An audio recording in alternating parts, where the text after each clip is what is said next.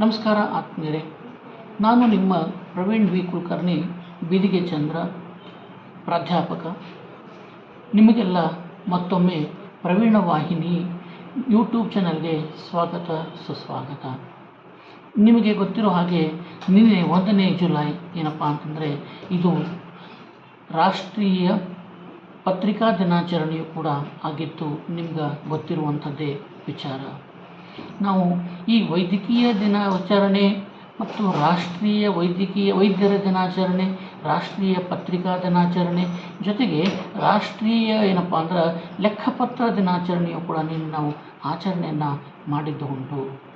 ಯಾವ ರೀತಿ ವೈದ್ಯ ತನ್ನ ಸಕಲ ಆಶೆಗಳನ್ನು ಅಭಿಷ್ಟಗಳನ್ನು ದೂರ ಇಟ್ಟು ಈ ಪ್ರಪಂಚವನ್ನು ಏನಪ್ಪ ಅಂದರೆ ಆರೋಗ್ಯಪೂರ್ಣವಾಗಿ ಇಡ್ತಾನೆ, ಅಷ್ಟೇ ಜವಾಬ್ದಾರಿಯುತವಾದಂಥ ಕಾರ್ಯ. ಮತ್ತು 3 ಅಂಗಗಳೇನೋ ಅಲ್ರಿ, ನ್ಯಾಯಾಂಗ, ಕಾರ್ಯಾಂಗ, ರಾಜ್ಯಾಂಗ, 4ನೇ ಅಂಗವನ್ನು ನಾವು ಪತ್ರಿಕಾ ರಂಗ ಅಂತ ಹೇಳ್ತೀವಿ. ಹೌದು, ಪತ್ರಿಕಾ ರಂಗ ಅಷ್ಟೊಂದು ಸರಳವಾದಂಥದ್ದು ಅಲ್ಲ, ಅಷ್ಟು ಏನಪ್ಪ ಅಂದರೆ ಹಗುರವಾಗಿ ತಿಳಿಯುವಂಥದ್ದಲ್ಲ. ಪತ್ರಿಕಾ ರಂಗ ಇಡೀ ಪ್ರಪಂಚದ ಮತ್ತು ಸಮಾಜದ ಸ್ವಾಸ್ಥ್ಯವನ್ನು ಕಾಪಾಡ್ತದೆ ಮತ್ತು ಏನಂದರೆ ತಪ್ಪಿತಸ್ಥರನ್ನು ಶಿಕ್ಷೆಗೆ ಕೊಡುವಂತೆ ಮಾಡ್ತದೆ. ಅಷ್ಟೇ ಅಲ್ಲ, ಒಳ್ಳೆಯವರನ್ನು ಸಮಾಜ ಮುಖಿಯನ್ನಾಗಿ ಸಮಾಜದಲ್ಲಿ ಏನಪ್ಪ ಅಂದರೆ ಬಿಂಬಿಸುವಂಥ ಕಾರ್ಯವನ್ನು ಮಾಡ್ತದೆ. ಅವರಿವರನ್ನದೇ ಮತಭೇದ ಮಾಡದೆ ಏನಂದರೆ ನಿಷ್ಠೆಯಿಂದ ನಿಷ್ಠೂರವಾಗಿ ತಮ್ಮ ಏನಂದರೆ ಲೇಖನಿಯ ಮೂಲಕ ಪತ್ರಿಕೆಯಲ್ಲಿ ತಮ್ಮ ವಿಷಯಗಳನ್ನು ಅಭಿವ್ಯಕ್ತಪಡಿಸ್ತಾ ಏನಂದರೆ ಇರುವಂಥ ವಾಸ್ತವದ ಪರಿಚಯವನ್ನು ಕೈಗನ್ನಡಿಯ ರೂಪದಲ್ಲಿ ನಮಗೆ ನೀಡ್ತದೆ. ಅಂತಹ ಪತ್ರಿಕಾ ದಿನಾಚರಣೆಯ ರೂವಾರಿಗಳೇ ಪತ್ರಕರ್ತರು. ಈ 4ನೇ ಸ್ತಂಭದ ಏನಪ್ಪ ಪ್ರಮುಖ ಆಧಾರ ಸ್ತಂಭನೇ ಪತ್ರಕರ್ತರು ಅಂತ ಹೇಳ್ತೀವಿ.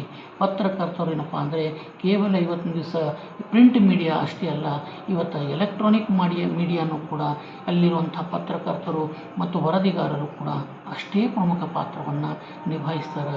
ಜೀವದ ಹಂಗನ್ನು ತೊರಿತಾರೆ, ಹಸಿವು ನೀರಡಿಕೆ ಇರಲಾರ್ದೆ ಸತ್ಯದ ಅನ್ವೇಷಣೆಯಲ್ಲಿ ಅವರು ತೊಡಗಿಸ್ಕೊಳ್ತಾರೆ.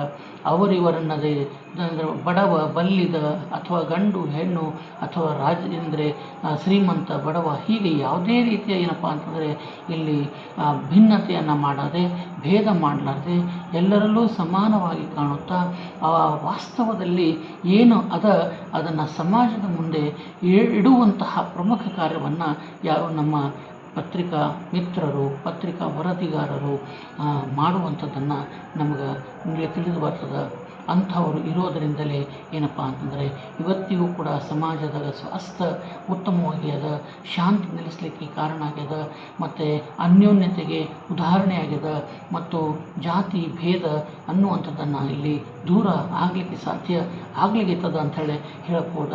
ನ್ಯಾಯಯುತವಾದಂತಹ ಒಂದು ಎಂದರೆ ಸರ್ಕಾರ ಆಗಿರ್ಬೋದ, ನ್ಯಾಯಯುತವಾದಂತಹ ನ್ಯಾಯಸಮ್ಮತವಾದಂತಹ ಜೀವನ ಎಲ್ಲರಿಗೂ ಸಿಗ್ತಾ ಇದ್ರೆ ಅದಕ್ಕೆ ಕಾರಣೀಭೂತರು ಕೂಡ ಪತ್ರಿಕೋದ್ಯಮ ಮತ್ತು ಪತ್ರಿಕಾ ಮಿತ್ರರು ಅನ್ನೋದನ್ನು ನಾವಿಲ್ಲಿ ಮರೀಲಿಕ್ಕೆ ಸಾಧ್ಯವಿಲ್ಲ.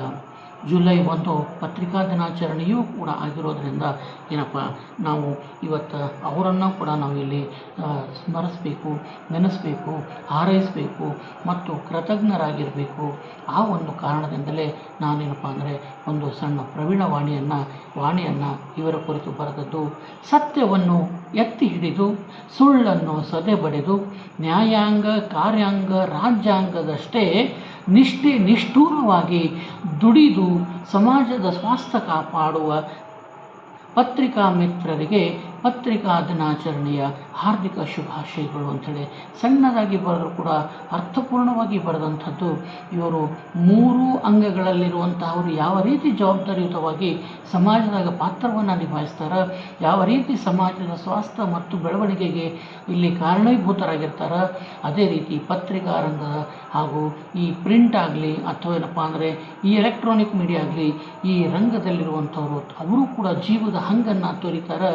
ಯಾವುದೇ ಆಪೇಕ್ಷೆಗಳನ್ನು ಮಾಡಲಾರ್ದೆ ನಿರಾಪೇಕ್ಷೆಯಿಂದ ಸತ್ಯವನ್ನು ಎತ್ತಿ ಹಿಡಿದು ಸುಳ್ಳನ್ನು ಸದೆ ಬಡೆದು ಏನಂದರೆ ವಾಸ್ತವತೆಗೆ ಕನ್ನಡಿಯನ್ನು ತಾವು ಆಗಿ ನಿಲ್ತಾರ ಅನ್ನೋದನ್ನು ನಾವಿಲ್ಲಿ ಹೇಳಲಿಕ್ಕೆ ಇಚ್ಛೆಪಡ್ತೀನಿ.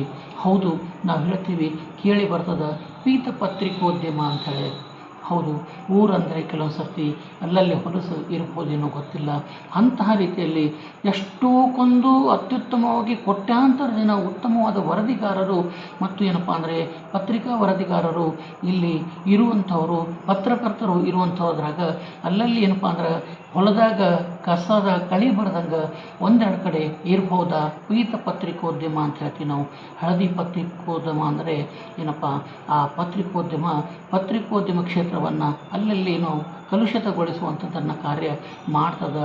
ಕೆಲವೊಮ್ಮೆ ಪತ್ರಕರ್ತರನ್ನು ಮತ್ತು ಆ ಕ್ಷೇತ್ರಕ್ಕೆ ಏನಂದರೆ ಮಸಿ ಬಳಿಯುವಂಥ ಕೆಲಸ ಅಲ್ಲಲ್ಲಿ ಮಾಡ್ತಿರ್ಬೋದು. ಆದರೆ 99.9% ಅತ್ಯುತ್ತಮವಾದಂಥ ವರದಿಗಾರರು, ಪತ್ರಿಕೋದ್ಯಮಿಗಳು ಮತ್ತು ಪತ್ರಕರ್ತರು ಇರುವುದರಿಂದಲೇ ಸ್ವಾಸ್ಥ್ಯ ಸಮಾಜದ ಉತ್ತಮವಾಗ್ಯದ.